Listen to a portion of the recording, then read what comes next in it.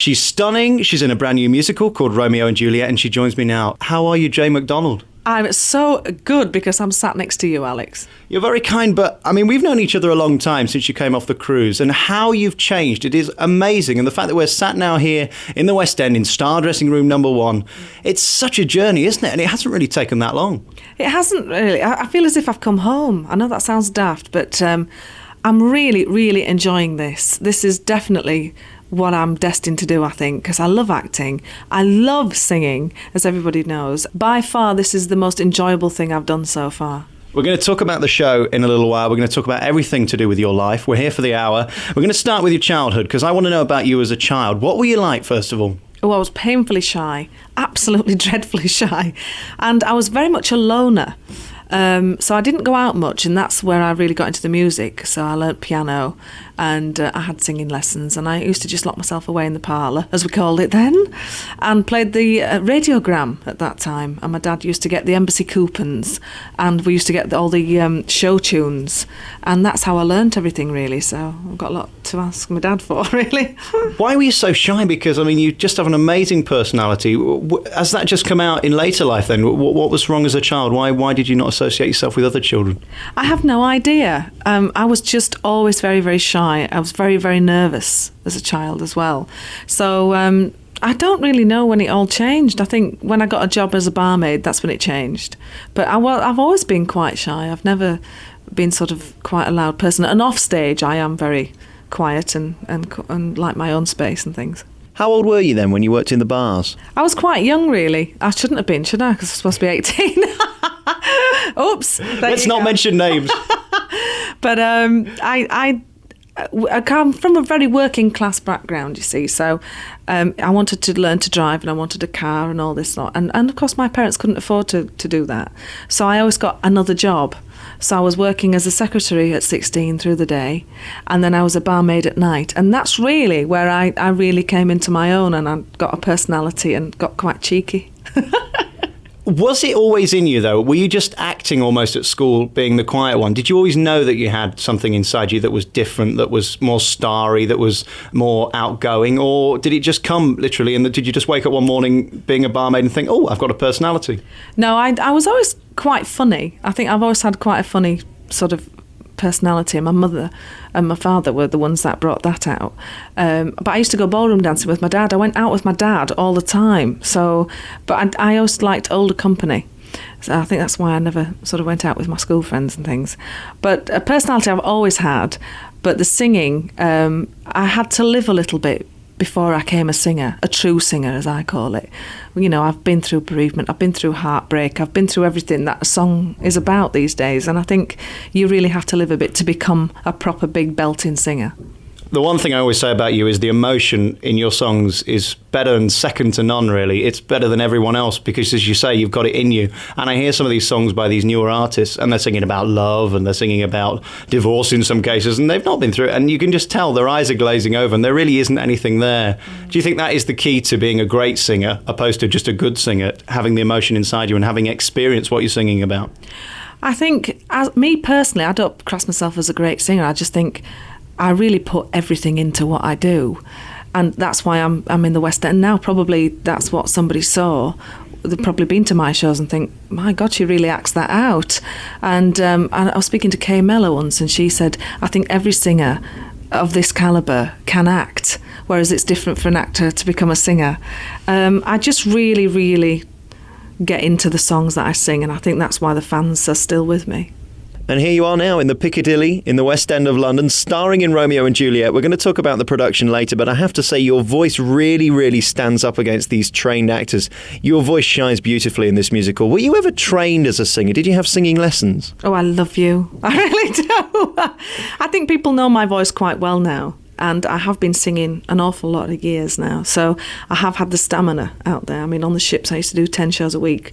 So when I said I was doing 8 shows a week, everybody was like, oh my God, Gemma Don's doing 8 shows a week, as if it was some big thing. But when you've trained as much as I have in the clubs, I mean, I call it the Yorkshire Arder. But I did train soprano when I was about 13, 14. And that's stood me good stead all these years. What do you love to do now when you're not performing? I love to stay home I am very much a home bird, but I do like to go to my home in Florida as well, which is where Henrick and I have our main house. So I do miss my husband quite a lot now. Now it's not here all the time with me. So he's busy doing his thing and I'm busy doing mine. But it's great when we meet now. It's like second honeymoon all the time. We're going to find out all about Henrick a little later on, but I want to talk about your relationship with your mum and dad now, because you always sing songs for them in each of your shows. Let's talk about your dad firstly. I know he was very, very special to you.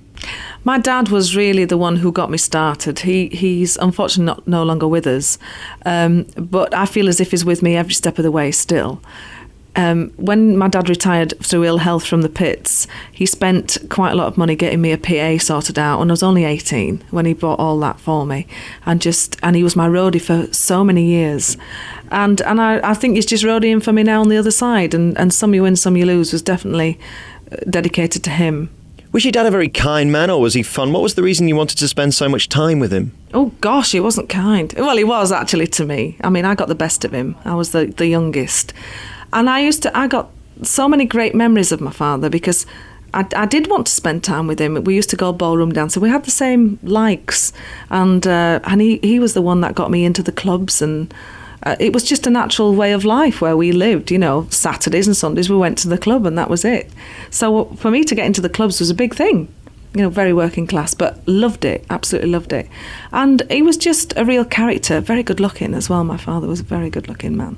And I was just very proud to go out with him. It was a good laugh. We're going to talk about your time in the clubs in a moment from now, because I imagine that to be the most scary place in the world if you don't go down well. But I want to talk about Some You Win, Some You Lose, which we're going to play now. This is a song that you always dedicate to your father. Tell me about it. Where did it come from?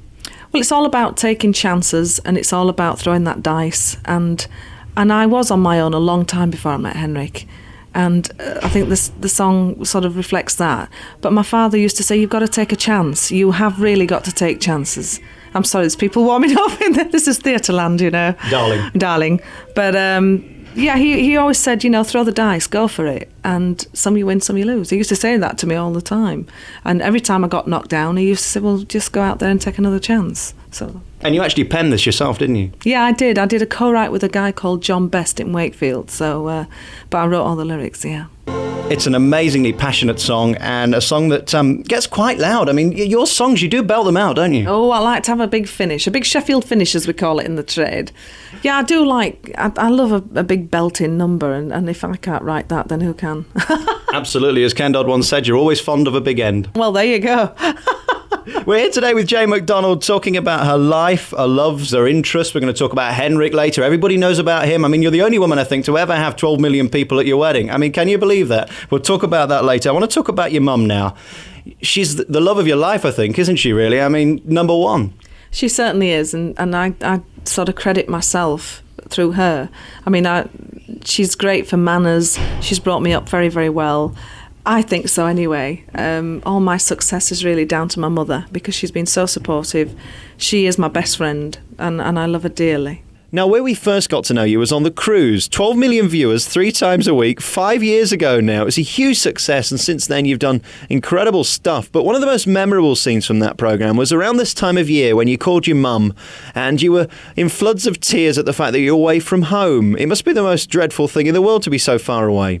It's something that a performer and an artist has to do. We travel extensively, and it's something that you either live with or you don't. You either give it up or you carry on. And I just knew that I'm born to do this. This is my destiny, and I can't help being Jane McDonald now. So this is what I'm destined to do, and you have to make some sacrifices when you are a performer. And I really, really did miss my family. Did you always know you were going to be this famous? No, I didn't know I was going to be this famous, but famous, I hate that word. Successful.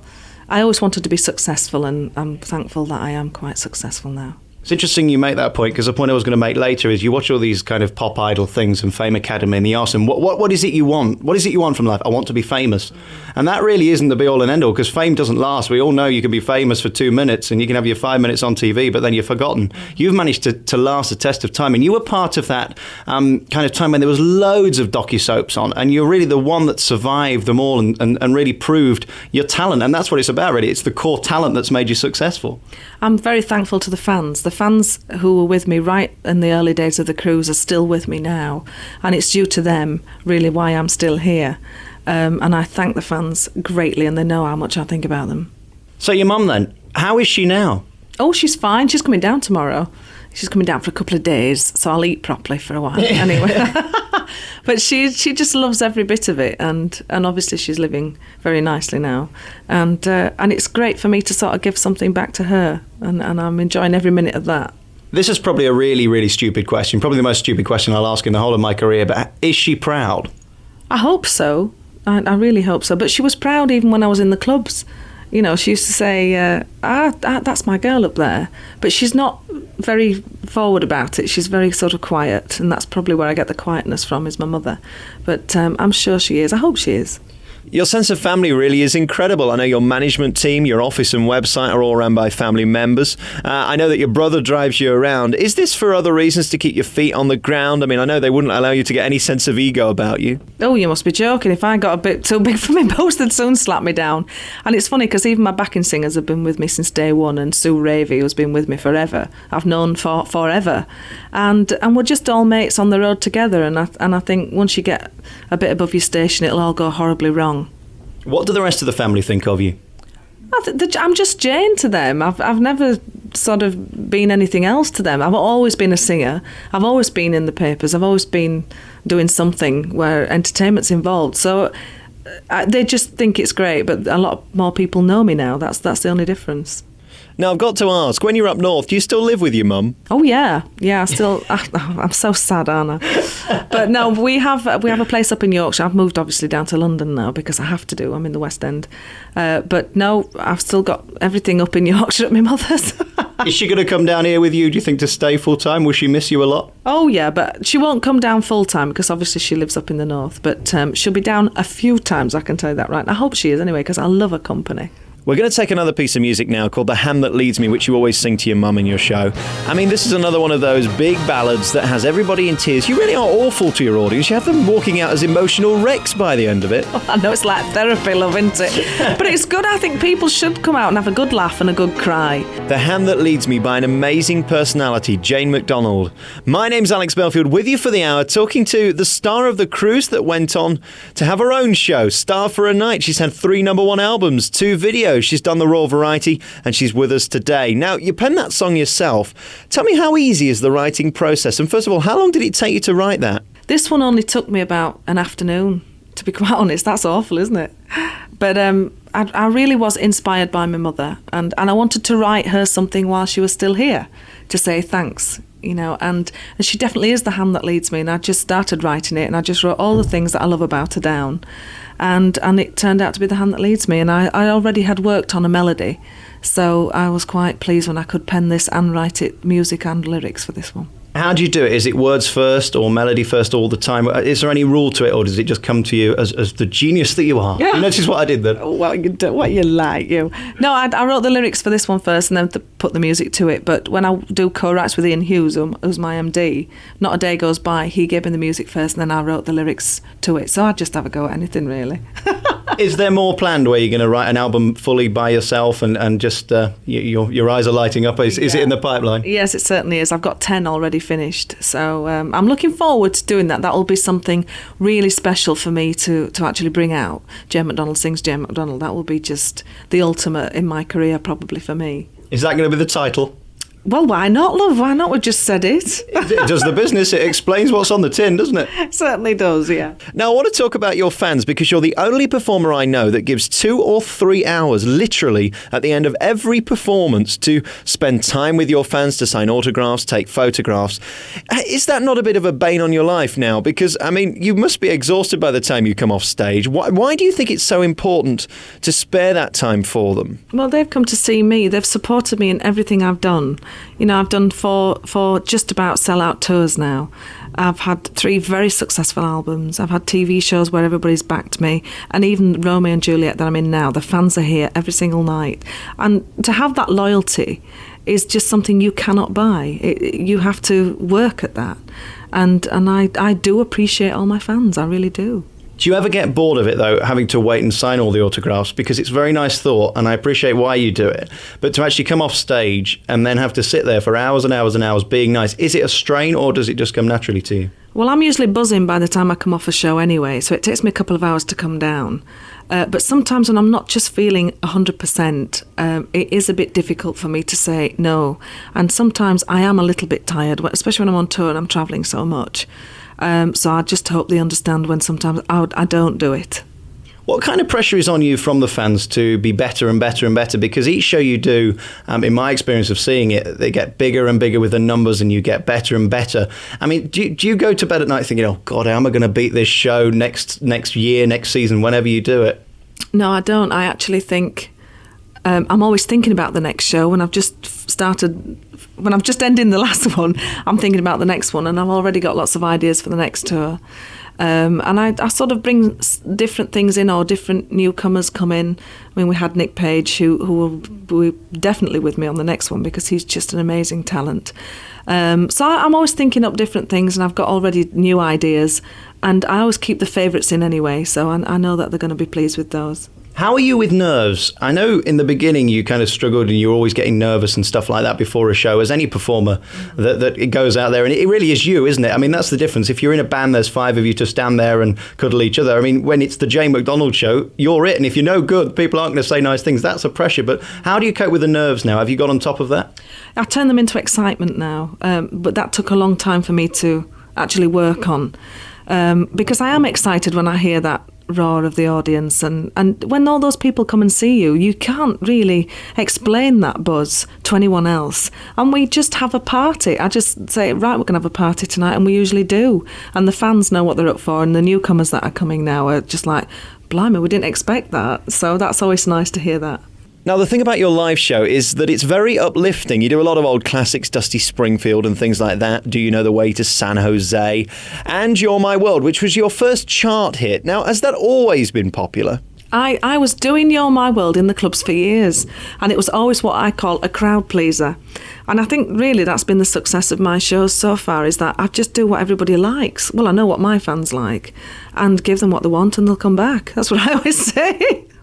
At the clubs, I imagine it to be a really, really dangerous place, because people are there and they're going, right, come on, entertain me, be brilliant. And if you're not, they can turn very easily because they've got the drink inside them. Did you ever think about that kind of pressure that's on you? Because then, I mean, at a theatre, you can get out the stage door. Normally, you've got to leave with the audience at a club, haven't you? Yeah, you certainly have. I learnt my trade. Thanks to the club circuit, I learnt my whole trade. I learnt how to talk to an audience. I learnt how to joke with an audience, and I also learnt how to quieten a club audience, which is something that is very difficult to do. But a lot of people think you should get louder, but in fact you should get softer if you want people to listen. And I've always said that, and that's why I do such a wide variety, because then you've got something for everyone, and the clubs definitely taught me that. Did you always have one song that was your trump card, that if it wasn't going too well, you could always bring this one out and it would wow them over within nanoseconds? Yeah, it was This Is My Life from Shirley Bassey. And that used to really be a crowd pleaser. And if I was really dying, Simply the Best. Every time I used to put that in the clubs and everybody was up dancing. So, you have got your favourites, River Deep, obviously things like that always used to go down a storm. What kind of life is it doing the clubs? Because it's mainly Saturday nights, Friday nights, I presume, or are you doing them all week? I was doing them all week because I was quite lucky. I was a very successful club artist. So I'd do things like the Bass Road shows and the big road shows that went down everywhere. And then I used to do Friday, Saturdays and Sundays, Thursday, Friday, Saturday, Sundays, definitely doing the club. So I used to work all week, yeah. I'm curious to know about the lifestyle of being a cabaret entertainer, because I imagine it not to be too glamorous behind the scenes. You're getting home at all ridiculous hours in the morning, your dressing room is probably a nail in the back of some dingy club. But did you just live and just want to be on stage so the rest of it didn't matter? It was a great life because I was stood up there doing something that I loved. I love singing. And I think that comes across. And I was very grateful to be earning a living from something that I loved all those years. So I never thought it was hard at all. You have some nights where you think, oh, what am I doing here? But in general, I used to go out there and sing my heart out. And that's definitely what I'm meant to do. The money aside, which is always nice, but I mean, is it just for you the love of the audience that you live for? And is there anything else that you considered doing? I mean, is there anything else you could do now, or is it just entertainment or nothing?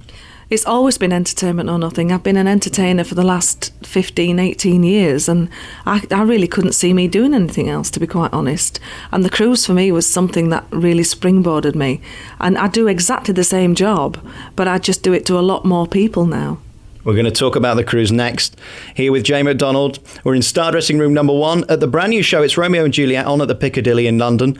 We'll talk about the West End and what it's like living down here in a moment from now. But we're going to take your big number, You're My World, which you released as a single, sold many, many copies, and is huge with your fans. They can't get enough of this song, can they? It's a great song. That's why. I mean, I did a dance mix of it as well, which is very, very good in the clubs. It gets played all the time in the clubs, and I'm glad that everybody loves it because it's a fabulous song. 2 words for you. Cilla Black, what does she think? I have no idea. I mean, I've met Cilla very briefly, but I think it would be a compliment to Cilla because she is the ultimate queen of TV, and I'm thankful that she's been a fantastic singer as well. You're My World by Jay McDonald. Nobody can really sing it like you or Cilla. I mean, you've made it your own, that, which is great because it was a song that was so distinctive by Cilla. Mm-hmm. It was a brave challenge to release a record like that because it could have kind of been slapped in your face, couldn't it, really? A lot of people have said to me in the last 5 years, gosh, you're brave.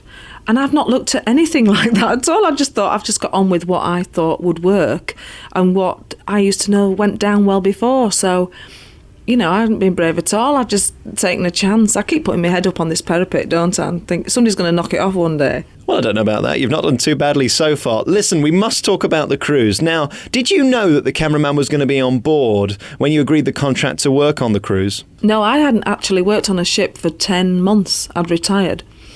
And then the shipping line gave me a call and said, we've got a new ship coming out. Would you come back for 7 weeks? And I thought, 7 weeks, oh, I can do that. That's not a problem. So it was real fate that I took that job. And then within 3 days of me signing the contract, the BBC called me at home and said, would you mind if we followed you? We're doing a documentary. And I didn't even know what a docusoap was because I'd lived in the States for 10 months. So I just thought, well, BBC 2 late night documentary, it'll be an hour. So I didn't really bother about it much. And then it turned into this epic after EastEnders. And the rest is, as we call, history. It's amazing, that programme, because there wasn't 16 cameramen and 4 sound guys and 24 producers. There was one guy with one camera with a mic on the top, as I understand it. Is that true? That's true. It was Chris Terrell. That was it. One-man band. And I think that's probably why he got us to open up so much to him, because he was a mate. By the time we'd finished filming, we were all great. In fact, he's still a great mate. I saw him on there last week, so it's weird how that all came up. It's still been the biggest successful docusoaps to date. This programme really was warts and all. Did you have any idea of the enormity of what you were doing when you were allowing Chris to film you getting changed and behind the scenes and the nerves and the reality of working on a cruise? I had no idea there would be 12 million people watching me put my makeup on.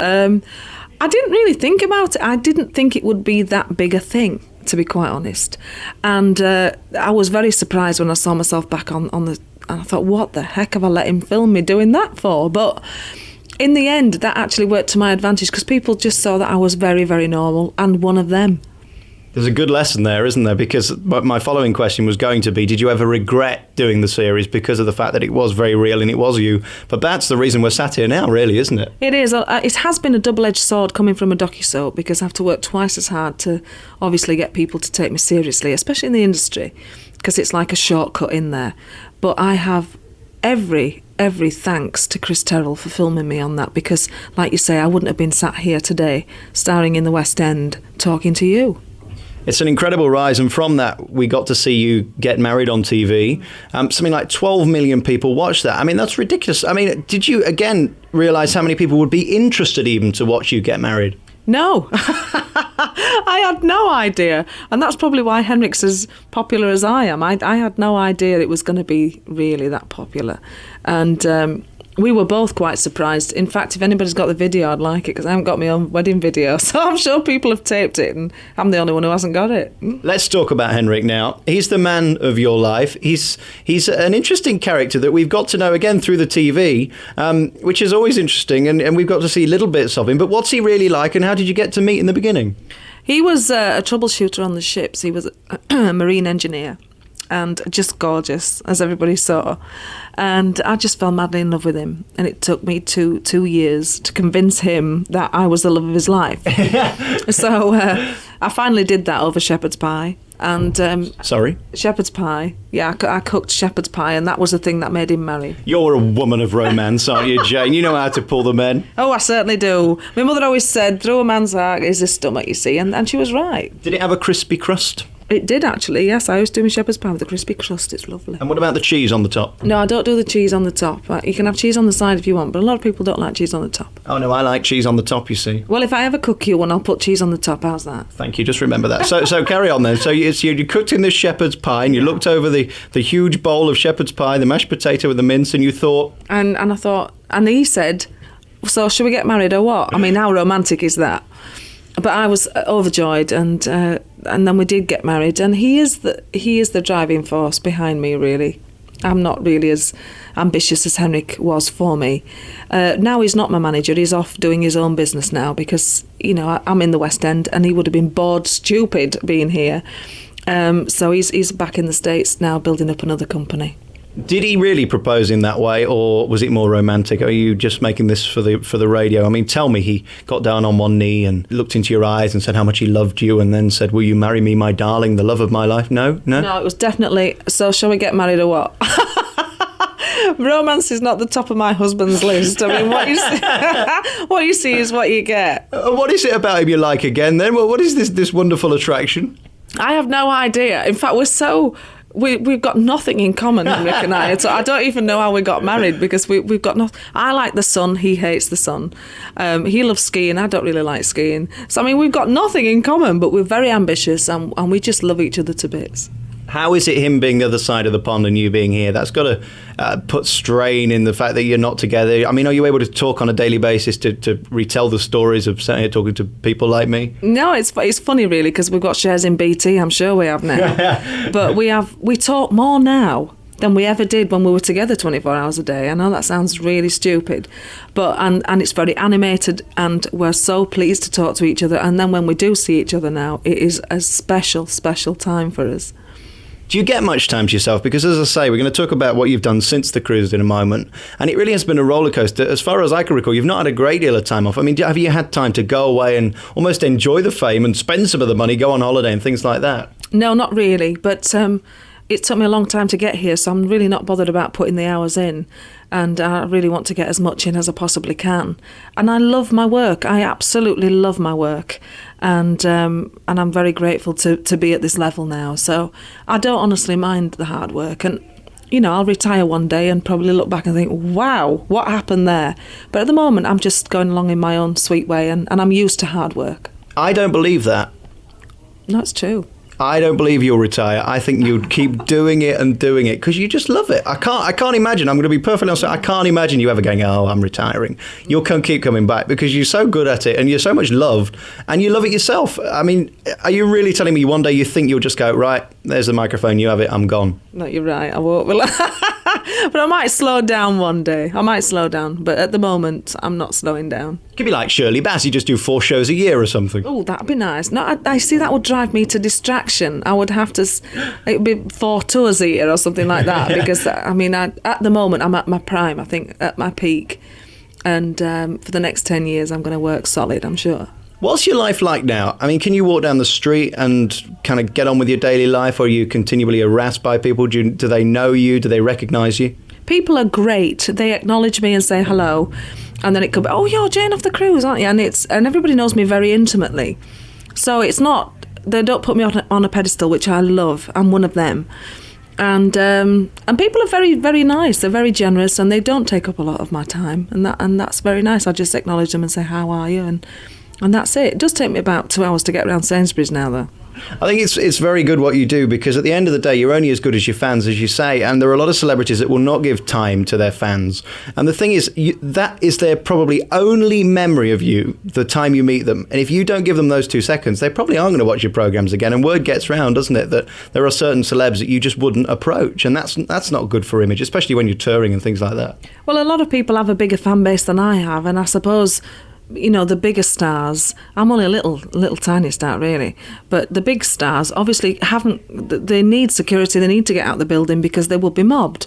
Whereas my fans are just very polite. They'll just say, "Hi Jane," and they don't rip my clothes off or try and get my hair or anything like that. Please don't do that to me, because I'll have to stop doing it. But I think there's a way of dealing with fans, and I like the way I deal with mine. Have you ever felt that feeling of insecurity where they're just overpowered you, or you've been surrounded by so many of them? Has it ever been like that for you? Yes, I really have had a few occasions like that, and that's why I do travel with security now, and especially on tour, because I need someone stood at the side of me, because a lot of people do get very emotional.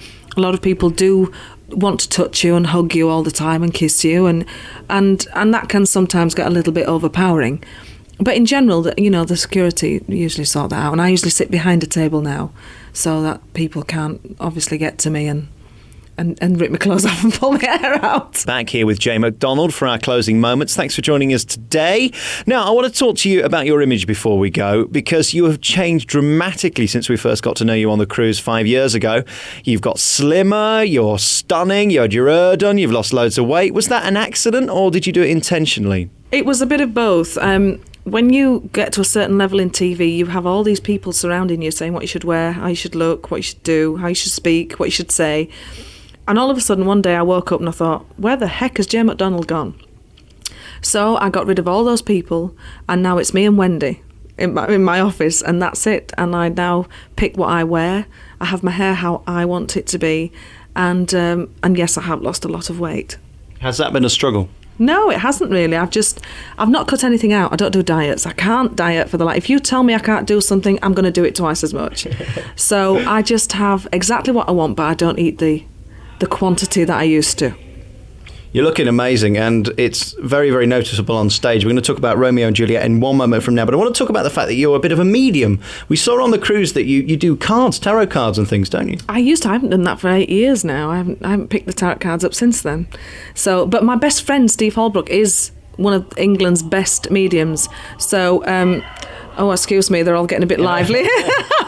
But I've always been brought up. My grandmother was a clairvoyant, so it's always been in the family. And I do have a very, very strong intuition. That's what I would call it. What are you thinking about me? You're looking into my eyes. No, is it best you don't tell me?